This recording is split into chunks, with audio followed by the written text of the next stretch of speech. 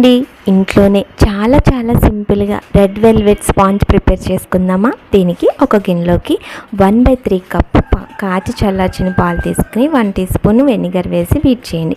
తర్వాత 1/3 కప్పు గట్టి పెరుగు తీసుకొని బీట్ చేయండి. ఇందులోకి 1/3 కప్పు ఎటువంటి ఫ్లేవర్ లేని ఆయిల్ వేసుకుని బీట్ చేయండి. ఇందులోకి మనకు నచ్చిన ఫ్లేవర్ వెనీలా ఎసెన్స్ వేసుకుని అరకప్పు పంచదార, అలాగే అరకప్పు మైదా, అలాగే 1/4 teaspoon baking powder, baking soda వేసి వీటన్నిటిని ఒకే యాంగిల్లో బీట్ చేసుకోండి. తర్వాత ఇందులోకి టమాటా రెడ్ కలర్ వేసాను నేను.